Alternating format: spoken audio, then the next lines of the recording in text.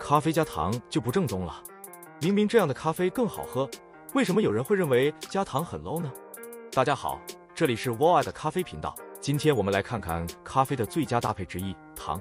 不知道大家有没有印象，小时候看的电影或者电视剧中，人们喝咖啡时都是用勺子加一点奶，再用小镊子加一块方糖放入咖啡中。当时觉得这样喝咖啡十分的优雅，但是为什么现在却很少看到加糖了呢？这其实是人们饮咖习惯的一种转变。我们先简单了解一下咖啡饮用历史的转变。咖啡在最初是被作为药物使用的，可以追溯到公元9世纪。在那时，如果你和人们说喝咖啡要加糖，就和现在喝藿香正气水加糖一样离谱。16世纪，阿拉伯人发现咖啡的苦也是一种风味，而且他们认为咖啡之所以提神，就是因为苦，而甜味反而会让人昏昏欲睡。于是阿拉伯人最初是拒绝加糖的。直到17世纪，咖啡开始在欧洲广泛传播，咖啡的喝法也得到拓展，加糖、加香料，甚至加盐等，都是当时开始用来搭配咖啡的。人人都知道加糖，咖啡会变得更好喝，但是糖在当时是一种奢侈品，只有贵族能消费得起。当时并没有烘豆机，咖啡豆的烘焙更应该用炒来形容，不加香料辅助的咖啡实在难以下咽。终于在18世纪，第一台烘豆机被发明了出来，咖啡终于有了风味一说，但是还是会有很多负面风味的产生，所以糖依旧是搭配咖啡的最优选择。20世纪，随着意式咖啡机和速溶咖啡的出现，咖啡得到了飞跃般的发展，饮用咖啡的人群也越来越庞大。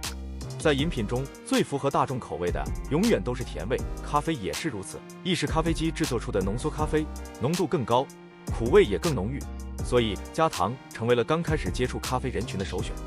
这一点对于现在很多人来说也是一样，不加糖的浓缩咖啡真的是喝不下去。而加糖后，浓缩咖啡的苦味被中和，酸味被抑制，整杯咖啡充满了香甜浓郁的口感。再看最初的速溶咖啡，低廉的价格决定了其不可能使用优质的咖啡豆，而因其方便的特点，成为了很多人在家中喝咖啡的不二之选。而为了中和速溶咖啡的苦味，糖成为了速溶咖啡销售时的附带品。就这样，咖啡加糖成为了大部分人的共识。